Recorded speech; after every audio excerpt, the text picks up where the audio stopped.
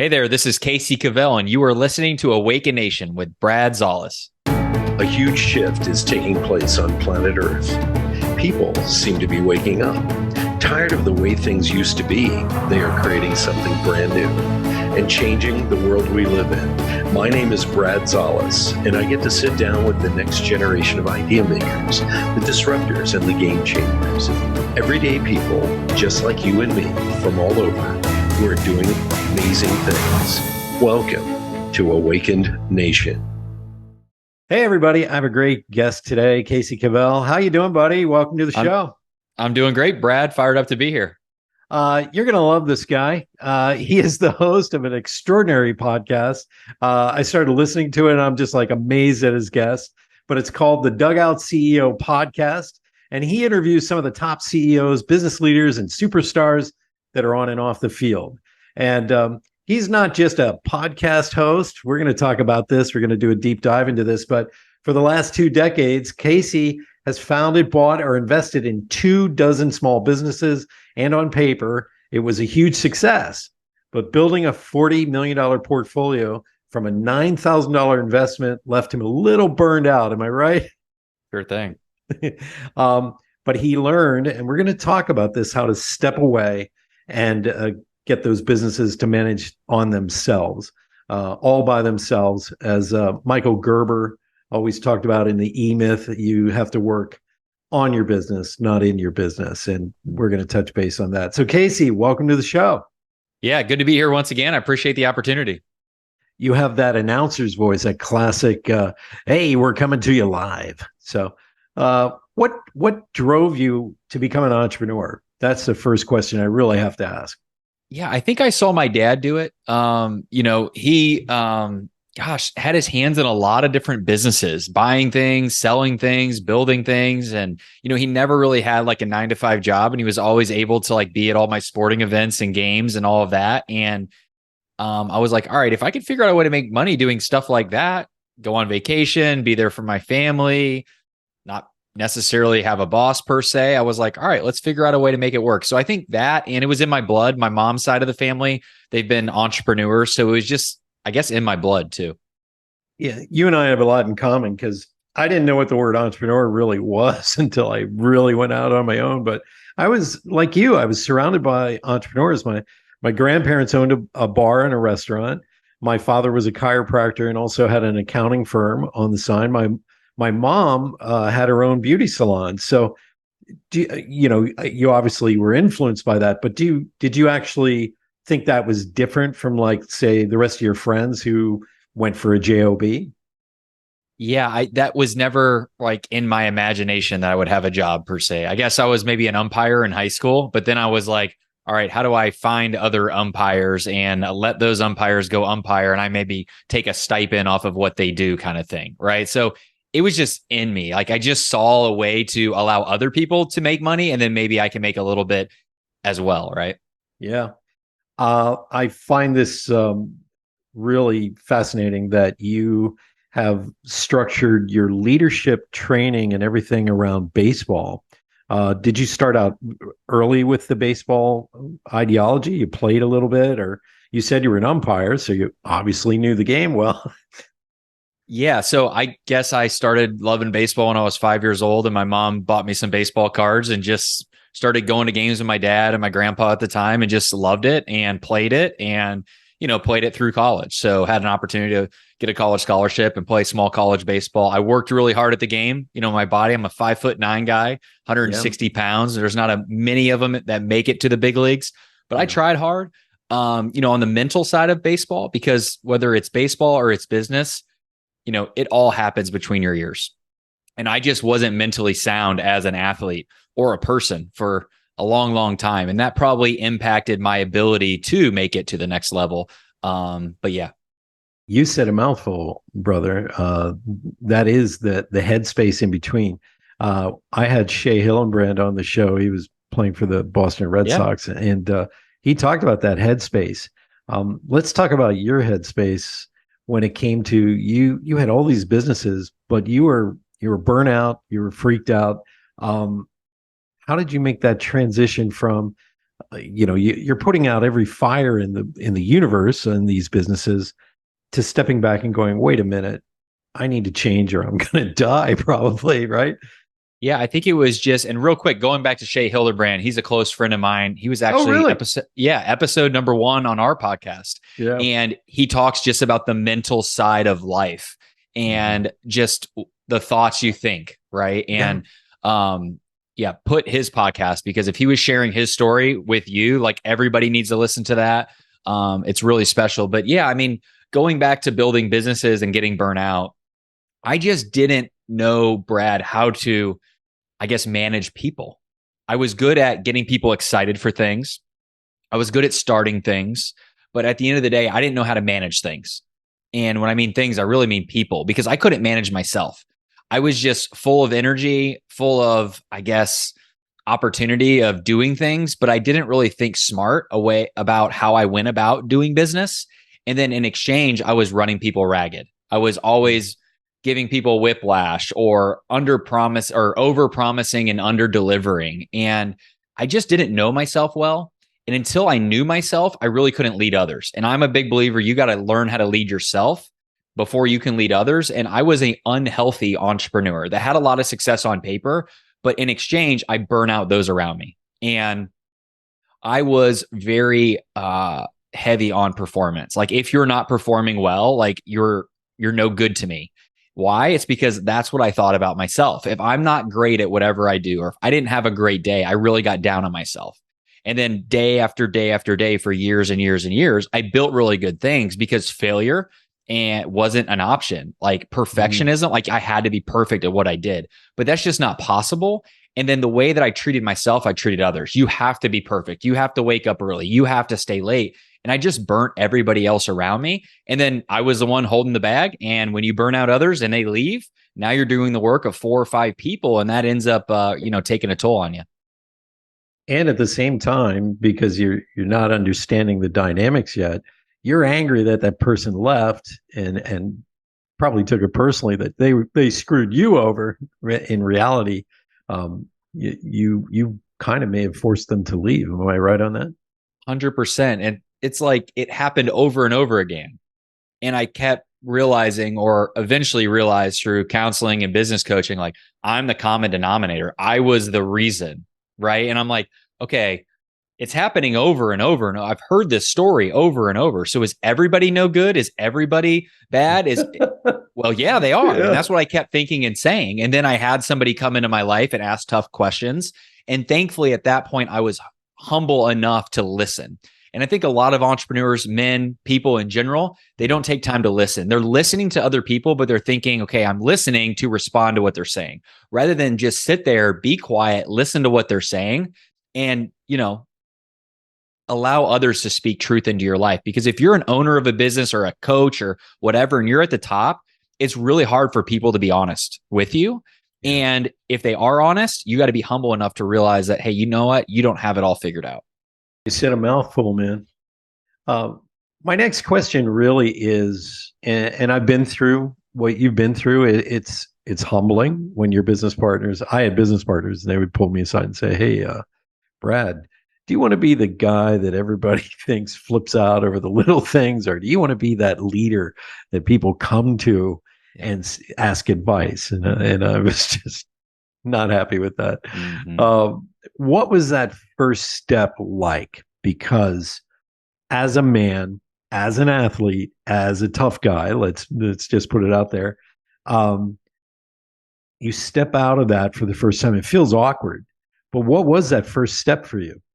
I found a business partner. I built multiple businesses kind of on my own, 100% owner of the business, and did well on paper, but I knew there was a better way. And I built a company, and it was about a $2 million business, a small business, but it was super profitable, which was great. And we were impacting a lot of people. It was actually a baseball and softball academy. So it was an indoor complex, 40,000 square foot, climate control. I mean, a beautiful type of business. And I loved it because of the impact we were able to make, but it burnt me out. And I'm like, all right, this isn't worth it anymore. Because I think a lot of people get into business because it's something that sounds fun, but they don't run it the right way, and then it burns them out. So I tried to sell the business, and the gentleman that, was going to buy it, he goes, hey, I will invest and buy some of it, but you got to stay. And I'm like, in my head, I'm like, I don't want to stay. I want to leave. I'm burnt out. I'm ready to retire.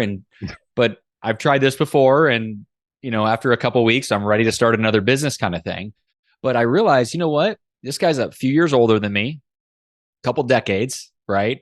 Had a little bit more gray hair than I do, which means he had experience and wisdom.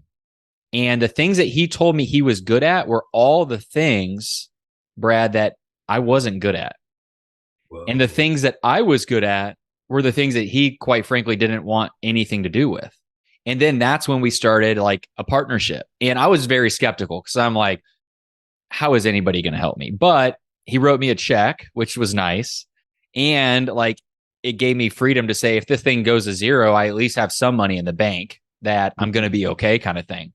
So that's where I was just like, you know what? At some point I had to do something drastically different. And I'm a big believer of associating myself with other people that have been there and done that. I don't want to learn from my own mistakes. I mean, I think you're going to do that, right? No matter what. But if you can learn from other people's mistakes, that's even a little bit better. Yeah.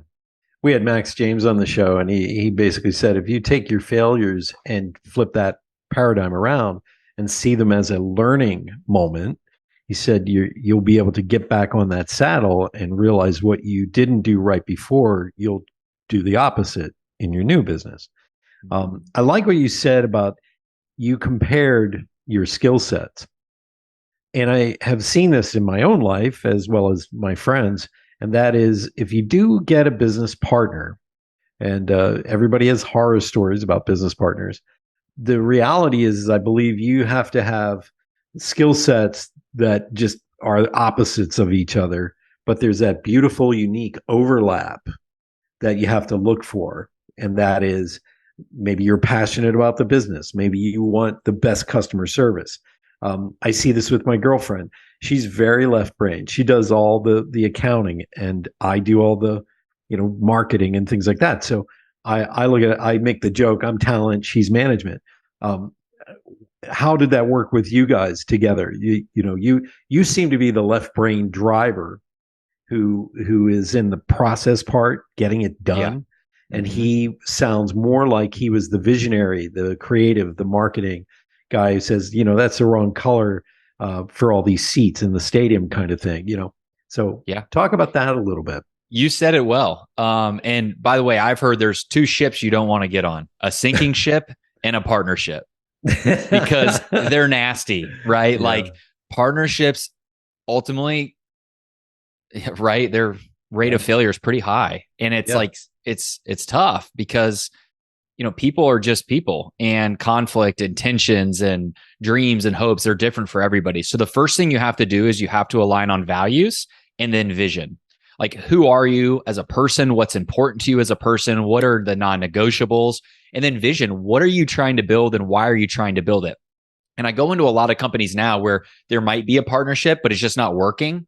Or there might be an owner of a business and they have an operator that's running the day-to-day and they're just not working well together. I go back to values, and then I go back to vision. And then you're right, I go back to role clarity, Brad. And all right, what's my role? What's his role? And we mapped it out. And I basically made a list of, these are the things that I love to do and I'm great at. These are the things that I'm bad at. And I just gave it to him and said, can you help me? And he had a plan on how to help. But you're right. He was more the connector culture guy. I was more like the operator executor. So you're right.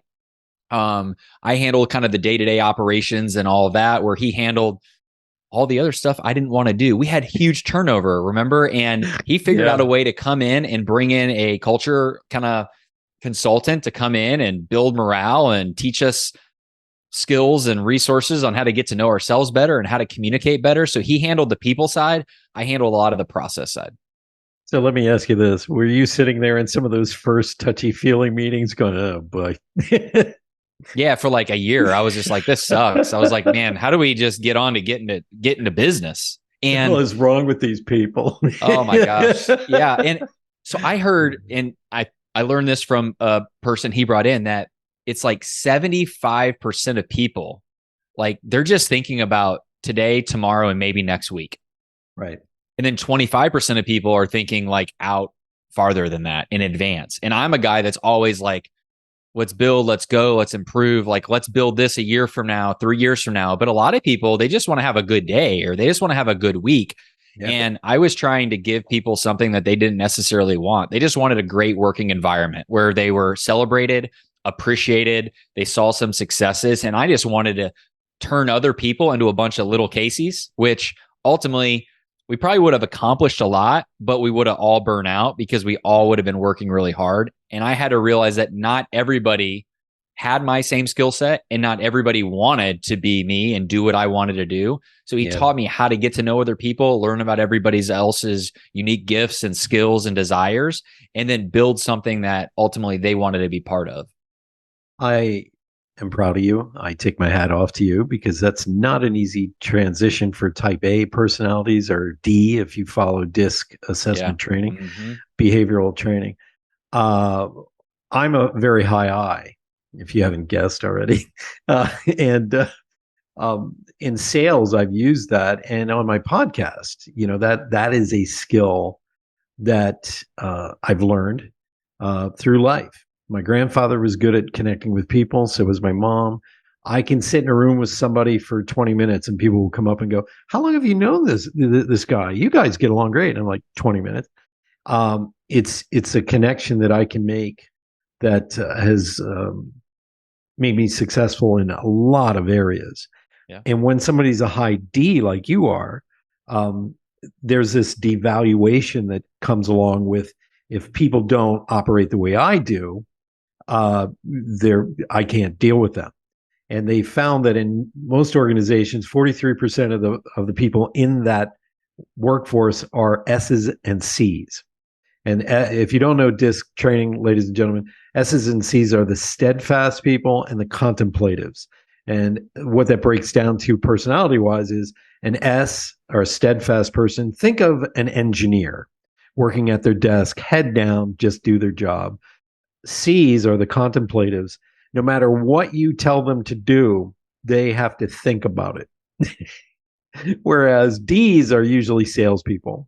Yep. And I's are almost always the diplomats in the organization. And guess who gets fired first? It's always the I's.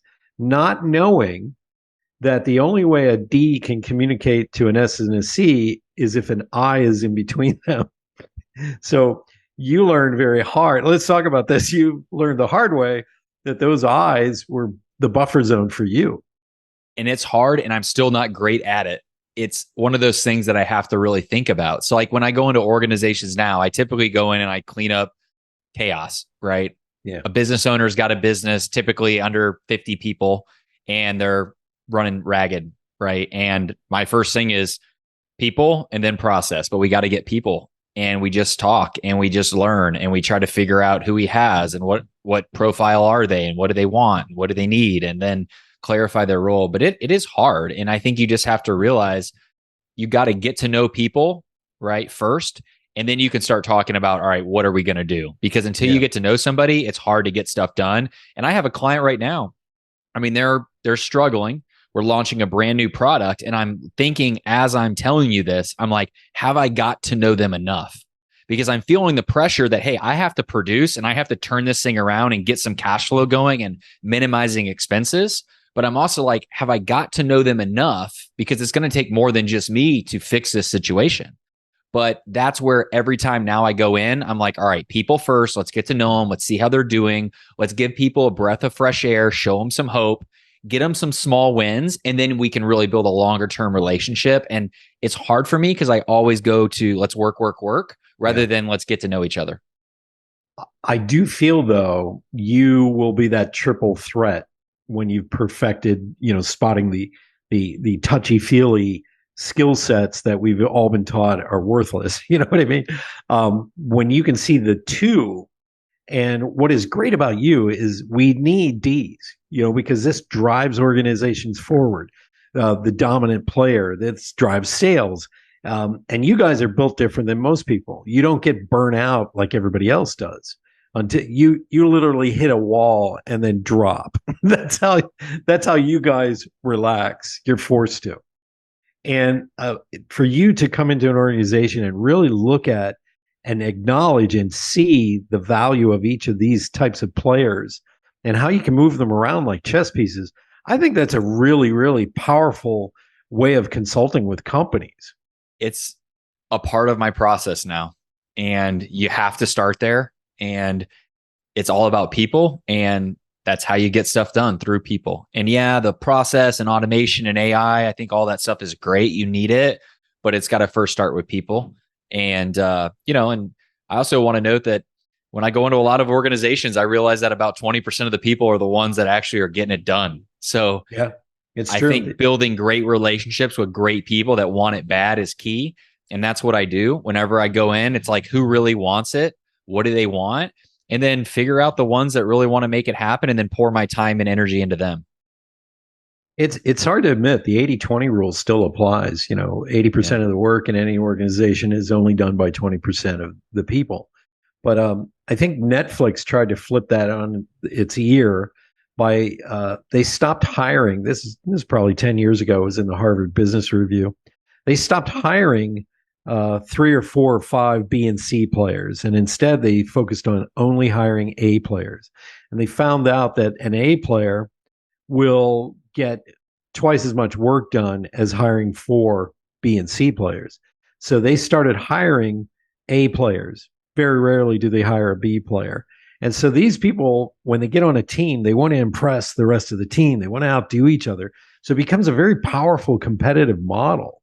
Do you help companies with hiring better? Because that really truly starts with hiring at that grassroots effort, finding A players. Yeah, I had a client, super cool memorabilia business, and I worked with them for about a year and helped them get a lot of their stuff in place, and made it to a point where they could grow kind of without like a COO, because the owner of the company is more visionary, big thinker. And I think they 5x their business in 12 months. And then they got to the point, it's like, hey, now we need to actually hire a number 2, a second in command to run the day to day. Because I put in a system and process that allowed this business owner to get more done, even because they didn't have the right skill set, because they had a good system. But then they came back to me and I said, hey, we need to hire a number 2.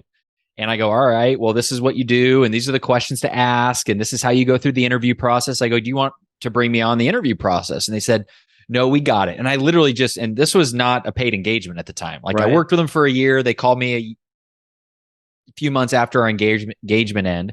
And I said, here's the process. This is how you interview. This is how you make sure you have a right fit. And they said, we're good. We got it. So they then say, all right, we have our next number 2 general manager or chief operating officer ready to go. He's starting next week. Can you help him get onboarded over the next 30 days? Okay. And I'm like, absolutely. That's my jam. My whole thing is helping get a business owner out of the day-to-day. This guy was going to take stuff off of the owner's plate. That's what I love to do. So the very first day this guy started, I just sat there and I just asked open-ended questions. Right. And within about an hour and 10 minutes, this guy basically convicted himself of there's no way in the world he's going to be doing a good job at this company. It was not a core value fit. The guy had multiple other businesses going on at the same time. He didn't even actually really want the job. He just took it because he needed cash. And the drive in that morning was an hour and 15 minutes. And it realized in an hour and 15 minutes, this guy wasn't going to work. So now, why do I say that? I say that because not everybody's great at interviewing, but you have to have somebody on your team that can really dig down deep and figure out, is this the right person? Most companies hire fast, they fire slow, but you got to hire slow. And there's a process I kind of follow. There's a book out there called Top Grading. It's a super long book. I read the whole book and I simplified it into like an hour and a half worth of questions that I ask. And Top Grading really gets down deep into, who is this person? What do they want? Are they going to be a good fit? And I think so many business owners are in a rush, or anybody, they're in a rush to fill a spot on their team that they just see all the good in this person, rather than like, oh my gosh, this could be a yellow flag. That's a red flag. And it comes back to bite you all the time. It's fantastic the way you assess these things. I love this, because I go back to when I took my company public back in the 90s. We were trying to find, really good, talented people to replace us. and what we as executives, because we were too, mired in the day to day. And I'll tell you, it took months and months and months, and we'd finally find somebody. And I got to tell you, they weren't even 60% of our caliber. And I started to realize people who start businesses and are running 95 hours a week and crushing it. If you try to find somebody else like that, they already have their own businesses.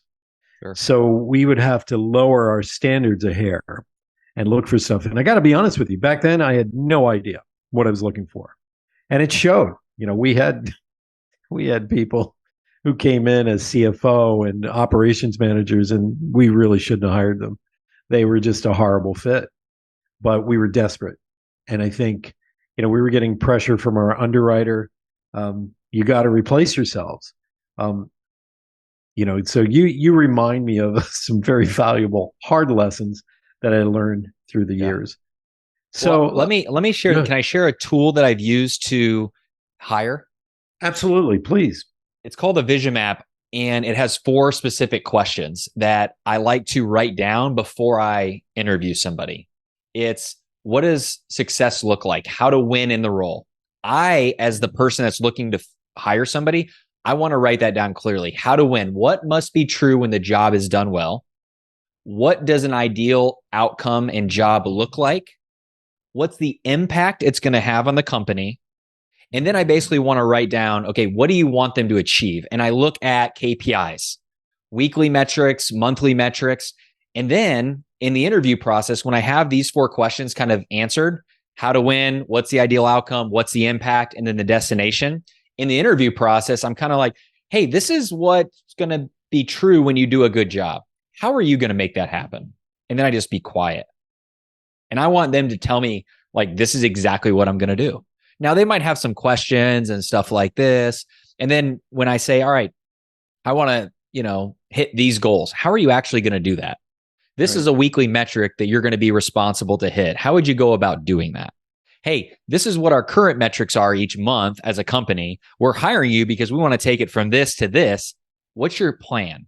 And that ultimately, I think, is something that if you do that with people will tell you, hey, I know exactly how to make this vision happen. But why I call it a vision map is because you need to have a clear vision of the job you're hiring before you go and start interviewing, and have success detailed very clearly. And then you can start interviewing for that position. I like that.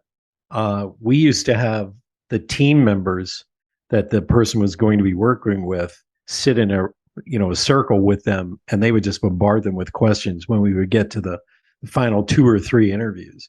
And I felt that was helpful as well, because we kind of subconsciously hire A players. If we're an A player, we mirror. So I like what you're talking about here. How do we get a hold of you if we need to hire you? Let everybody know. Yeah, just Cavell.com. It's my website. And I got some free guides on there too. A guide if you want to get out of the day-to-day operations of the business. I kind of put together all of the things that I did go from running my business to owning my business, because that's the goal. Yeah. You want to have a team in place that if you're not there, things are getting done without you. And for years, that was the opposite case, but I figured out a way to make that happen. And then I kind of documented that story and kind of put that there. So yeah, kccavell.com, the link to the podcast, the Dugout CEO podcast, is on there as well. It's about life and leadership and business and all that kind of fun stuff. I loved your website. It was very concise, to the point, and I really have to switch gears now into the Dugout CEO. Yeah, I think it's going to become my new podcast to just download on my iPhone, because I was listening, and I was so impressed with your guests and your style. And let's talk about that. Who are some of your favorite guests on your show? Gosh, so many. I just interviewed The Rookie. If you remember that baseball movie, the 4th highest grossing movie of all time. So I just interviewed Jim Morris from The Rookie. That was really cool. I just interviewed the mental strength coach of the Chicago Cubs when they won the World Series. Wow. That was a cool story. And let me share on that real quick. I said, how did you do it? How did you turn a team that hadn't won the championship in 108 years and turn them into a winner? Because if anybody's familiar with sports or baseball, you heard of the curse of the Chicago Cubs. And I go, you had to turn them in from the lovable losers to winners. How'd you do it? He goes, we never told ourselves we were losers. Everybody else said it, but we believed we were winners because the management that came in, they just won a World Series in Boston. So they never thought they were losers. There was no curse. We were going to follow the system and follow the process that we know has helped us win before, and we're going to do it again. And everybody bought in and believed. And they believed that they weren't just playing for the 26 men in the locker room, he said. They're playing for the millions and millions of Cubs fans, thus today and thus that have been deceased, that have been waiting 100 years. So it wasn't we were going to go win a World Series. We were going to help people achieve their dreams. We were going to make dreams come true. So it wasn't about pressure. It was about opportunity. And I thought that was amazing. And he said, and if anybody remembers the World Series, they were down 3-1, which 90% of teams won't come back from that. Yeah. And they came back and ended up winning the whole thing. But he said in Game 7, right, they blew I think it was a 3-run lead in the 8th inning. And I was there and I remember, and I thought we were going to lose.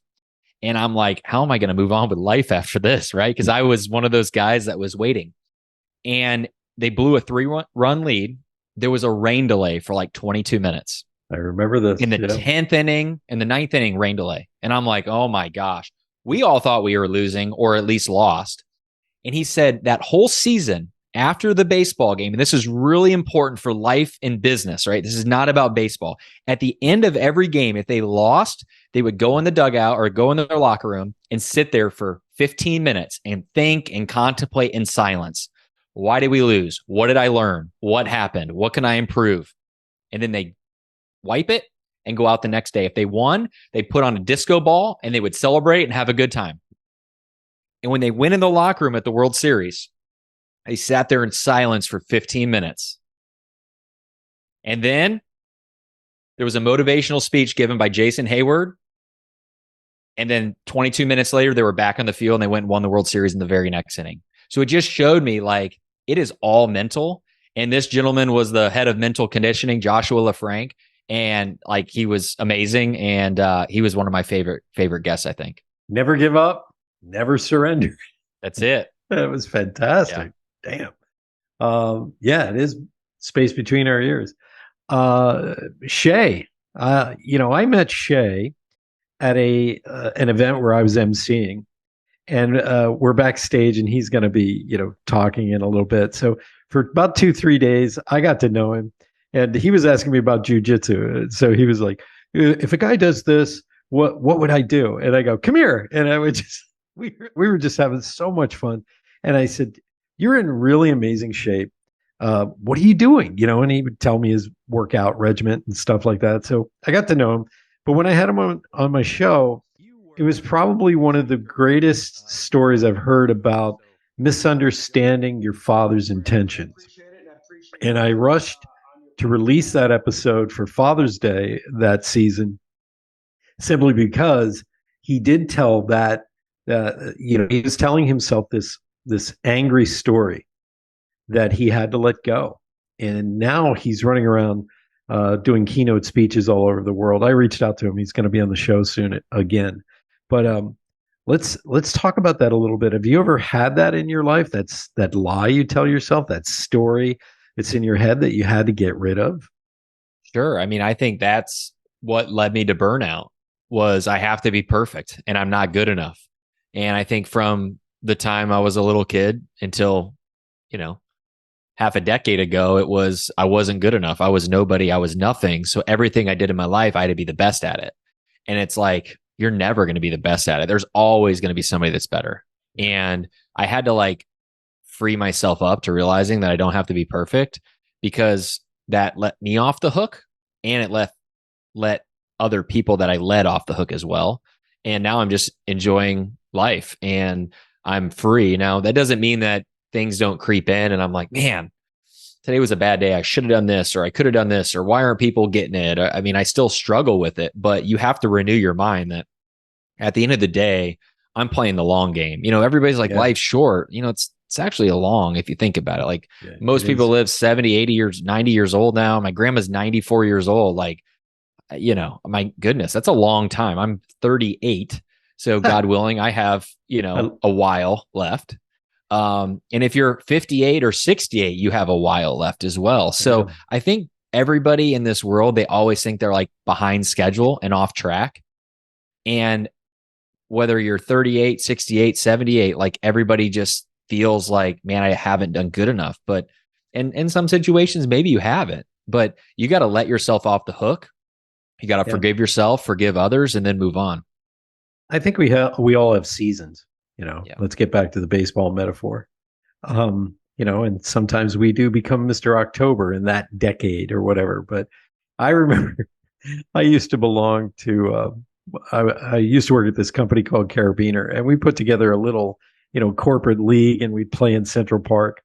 And I remember we were out practicing one day. We weren't playing another team, we were just practicing.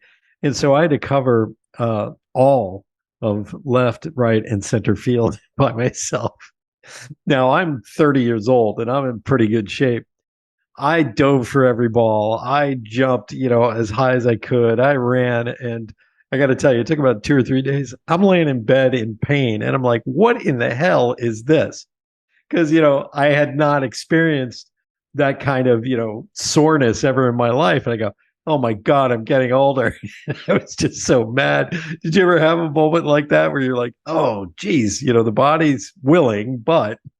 Yeah, I just hired a trainer, about a month and a half ago. I hadn't had one in a while, and I would just go in the gym and listen to a podcast or jump on the bike or something like that, because health at the end of the day, like, you got to nail it. You got to keep yourself in shape. And we're about to have a couple more kids coming up here in January. So my wife's pregnant with twins, and we're going to have 4 kids under 2.5. And I shared this with a guy. We're renovating my barn office podcast studio now, because I have kind of an office in the back of our property. And he goes, oh, what's your man cave for? And I go, we're about to have 4 kids under 2.5. He goes, how is that even possible? And I'm like, well, I'm a business expert, business guy that's efficient. I'm like, I guess I am in my personal life too, right? And he laughed a little bit. And I go, yeah, man, I need a home away from home, and I need to take care of my body, because I'm going to need a lot of energy. And I think at the end of the day, people are like, they're lacking energy. They don't lack time. They just lack energy. Yeah. So, I do have my good days and my bad days, but, I think associating yourself with other people like Shay that you mentioned, that just motivate you, like surrounding yourself with other people that are like-minded, gets you going. Yeah. I've found that the workout component is important. The nutrition component is important. The rest component is important. And you're getting ready for that. I can see that. When you have kids, you don't sleep. Yeah. I think when they hit about the teenage, maybe about 10, 11, you can start to sleep. So good luck with that. Is your wife like you? Is she type A, or is she more touchy-feely, relaxed, dances in the hall, makes you laugh? I think we're similar. She grew up in a different environment than I did. She grew up with 12 brothers and sisters, and kind of like, what is she, Italian? Italian, Catholic, all of it, right? There you go. I got it. Yeah. I nailed it. Her parents needed a TV in the bedroom, I guess, but a VCR, it's okay. At least.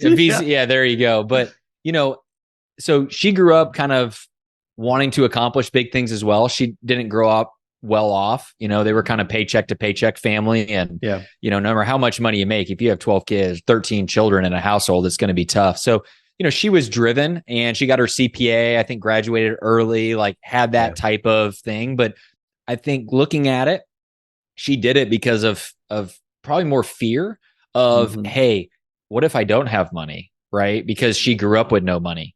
So I think she was motivated by fear of not having enough, which, we all need to have enough. Yeah. We all need to have a solid source of income. But I think a lot of people are just in things because they're just scared of, what am I going to do if I don't do this? And when we got married, I freed her up. I said, hey, hon, I said, if you don't want to do this anymore, like, don't do it. Like, just stop. Now, we had some means at the time where she was able to do that. And if we didn't, I still would have been like, all right, work from 9 to 5, but from 5 to 9, figure out what's next, figure out a new opportunity, figure out what you're passionate about. Yeah. And I think she was doing a lot of things she was good at, but she didn't love to do. And I think just a lot of people in general are doing that. So yeah, she's driven, I'm driven.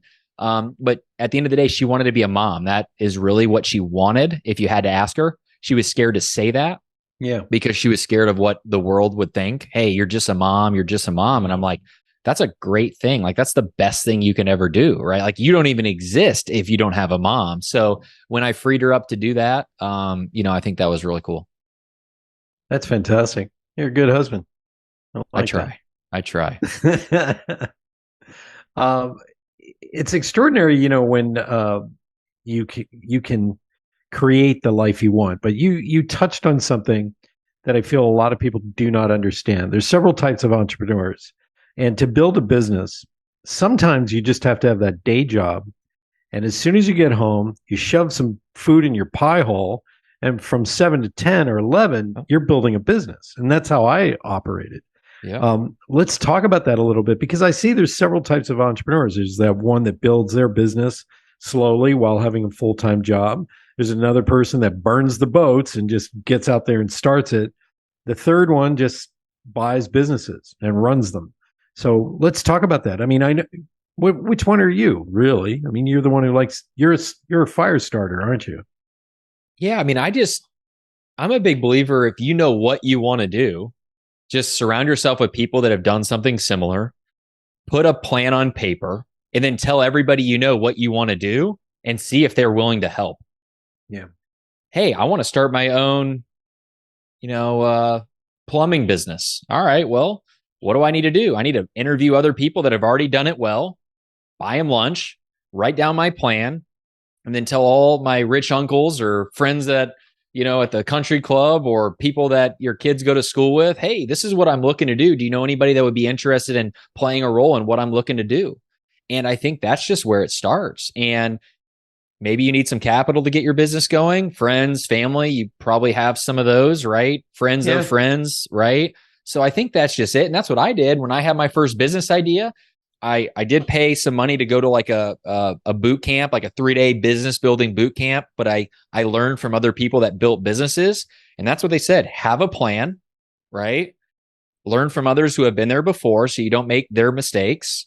Learn from their successes. And then tell everybody what you want to do. And when you tell people, if you need money, ask for it. And if they say no, it's okay. Keep asking more people, and then let them know what you're going to do and how you're going to get them a return on their money. And if you're able to do that, there's an opportunity to start a business. Ta-da. This is definitely a generational difference here. I'm a baby boomer, and we had no mentors. We just did, you went out and you started it. And if you were super smart, you got involved with somebody who had a business who was about to retire and you wanted to take it over. That was your mentorship. So I love the fact that you talk about this, because in this day and age, this is a day of radical disruption, because with technology, it has lowered the barrier of entry. I was talking to some people in the film industry on a few episodes ago, and they are now able to produce, full, episodes for this television channel with basically, a $7,500 investment. Back in my day, you had to have 250 grand to even accomplish that. And so everything's lowering, the cost is lowering, the barrier of entry has lowered. So I take my hat off to you for listening and finding somebody who can mentor you through the process, because it's so easy to build a business nowadays. It's not funny. But it's also incredibly easy to screw it up by placing yourself inside a bubble without the right knowledge. Talk about that a little bit. Yeah, I think you just need to be humble, be good at asking good questions, surround yourself with the right people, and realize that you don't have it all figured out, and be a good listener. And I think if you're able to do that, turn off the TV, stop scrolling through Twitter and all that kind of fun stuff, and read books and learn. And if you're able to do that, you're going to be much better off than everybody else. Thank you, my friend, for being on Awakened Nation. Hey, everybody, reach out to CaseyCavell.com. Fantastic insights. I love your podcast, The Dugout CEO. Please get in there and listen. Fantastic show. I like your style. I think it was Richard Rector you were talking with, and I was like, Yeah. damn, the way you opened everything up, it was really wonderful. But we're going to do a lightning round now. I asked 3 questions, very valuable questions that our guests will get to know you. Our audience will get to know you better. So you ready? I'm ready. All right. What do you do to relax? Sit on the couch and watch sports. Why am I not surprised? Is baseball your favorite sport? It is, but I like watching them all. I like golf. I like football. I like them all. Baseball, I played it for so long that it's hard to sit there and watch a 2.5 hour, 3 hour game. But come the playoffs, like I'm in because I love it. But I love all sports. I actually gravitate towards the playoffs in almost every sport. Like there's no single team I watch, but I love watching the playoffs to get to whatever the big trophy is, because here in Vegas, we just had the Golden Knights win the Stanley Cup. Oh yeah. What an exciting, time, that's 6 weeks leading up to all that and watching everything. It was tremendous. It's just incredible to watch. And I gravitate actually more to UFC fights, if you haven't guessed. But it's just, it can be a source of really great relaxation. So glad to hear that. Yeah. My second question, and I love asking this question, but what is your favorite memory? Gosh, favorite memory. I did go to, it was game 7 of the NLCS, another sports thing, with my dad, back in 2003. And if anybody remembers, that was like the day after the Steve Bartman game with the Cubs. Yeah. And there was like that whole thing where the fan interfered with the ball. And that was when we probably thought we were really cursed. But I thought it was really cool that my dad and I got to go. I stayed up all night. I had everybody in our college dorm room have their computers open, and I had all the virtual waiting rooms open to get tickets. So I had like 50 computers going because, there's millions of people that wanted to get tickets. And I was able to get through the waiting room on a computer all the way down the hall, and my buddies screaming and yelling, "Hey, I'm in. And I went and got those tickets and then went with my dad. So that was cool. Kerry Wood hit a home run. I thought we were going to the World Series, and as it turns out, we lost, but all things in good time.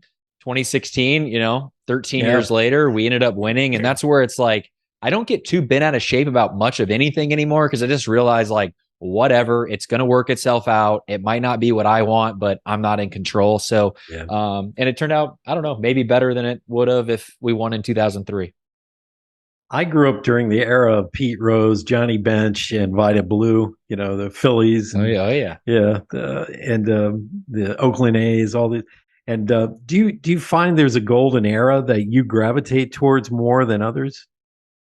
Gosh, early 2000s, like the 2000s, because I was living in Chicago near Wrigley Field, and I don't know. That was probably when I just was playing the game and loved it. But I think every era is amazing. That is. My last question for you in this lightning round is, what would you like to teach your children? I was just in with my wife. I go in there on breaks, and I want them to know I love their mom. Because eventually they're going to get married. Most people do. And I want them to be great spouses. So I want them to know that I love their mom. And I want them to just love people and be respectful of other people. We have a family kind of mission statement in our family: have a fun and simple life, put family first, and work as a team. So I think that's like our motto, like family first, let's work together as a team. Family first, work together as a team. Let's have some fun, but let's keep life simple, because life is hectic and chaotic. And if you have too many things or too many opportunities, there's not enough opportunities to connect with one another. So I think that's probably it. I love that answer. Thank you, my friend. Thank you, Casey, for being on Awakened Nation, my friend. I really appreciate this. Thank you. You bet. Thank you, Brad. You bet. Hey, everybody, tune in next week for another extraordinary guest here on Awakened Nation. Once again, reach out to CaseyCavell.com. Everything will be in the show notes. And I am just jazzed that you reached out and talk to me first. I really thank you, Casey. I appreciate it. You bet. Thanks, Brad. You bet. Bye-bye, everybody. Thank you so much for being a big part of the Awakened Nation movement. This is how you can help me and our extraordinary guests. If you guys enjoyed this episode, please share it out on Facebook, Twitter, and Instagram. And let's grow this movement by word of mouth. Our success will be because of you. Thank you, and see you next week.